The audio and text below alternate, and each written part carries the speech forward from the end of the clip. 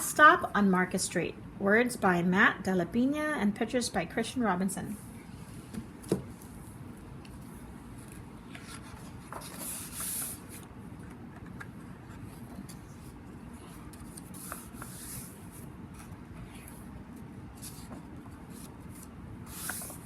CJ pushed through the church doors, skipped down the steps.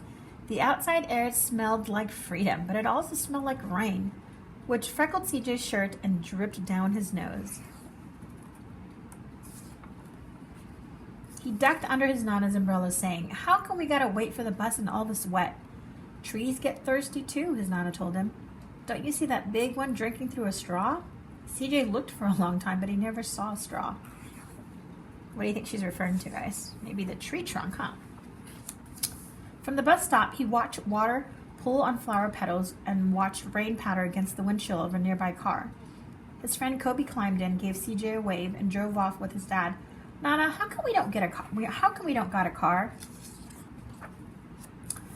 "Boy, what do we need a car for? We got a bus that breathes fire and old Mr. Dennis, who always has a trick for you."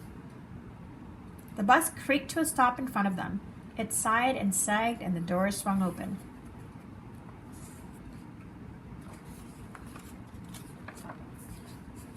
"What's that I see?" Mr. Dennis asked. He pulled a coin from behind CJ's ear, placed it in his palm, and Nana laughed her deep laugh and pushed CJ along. They sat right up front. The man across the way was tuning a guitar. An old woman with curlers had butterflies in a jar. Nana gave everyone a great big smile and a good afternoon and made sure CJ did the same. The bus lurched forward and stopped, and Nana hummed as she knitted. "How come we always gotta go here after church?" CJ said. "Miguel and Kobe never have to go anywhere." "I feel sorry for those boys," she told him. "They'll never get a chance to meet Bobo or the Sunglass Man. And I hear Trixie got herself a brand new hat." CJ stared out the window, feeling sorry for himself. He watched cars zip by on either side, watched a group of boys hop curbs on bikes. A man climbed aboard with a spotted dog. CJ gave his seat. "How come that man can't see?" "Boy, what do you know about seeing?" Nana told him. "Some people watch the world with their ears."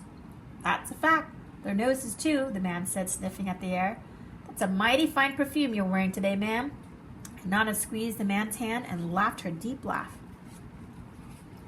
Two older boys got on next. CJ watched as they moved on by and stood in the back. "Sure wish I had one of those," he said. Nana set down her knitting. "What for? You got the real live thing sitting across from you. Why don't you ask the man if he'll play us a song?" CJ didn't have to. The guitar player was already plucking strings and beginning to sing. "To feel the magic of music," the man whispered, "I like to close my eyes." Nana closed hers too, and so did CJ and the spotted dog.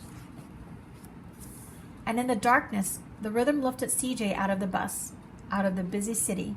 He saw sunset colors swirling over crashing waves, saw a family of hawks slicing through the sky, and saw the old woman's butterflies dancing free in the light of the moon. CJ's chest grew full and he was lost in the sound, and the sound gave him the feeling of magic. The song ended and CJ opened his eyes. Everyone on the bus clapped, even the boys in the back. Nana glanced at the coin in CJ's palm, and CJ dropped it in the man's hat. "Last stop on Market Street," Mr. Dennis called. CJ looked around as he stepped off the bus. Crumbling sidewalks and broken down doors, graffiti-tagged windows and boarded-up stores. He reached for his Nana's hand. "How come it's always so dirty over here?" She smiled and pointed to the sky. "Sometimes when you're surrounded by dirt, CJ, you're a better witness for what's beautiful." CJ saw the perfect rainbow arching over their soup kitchen.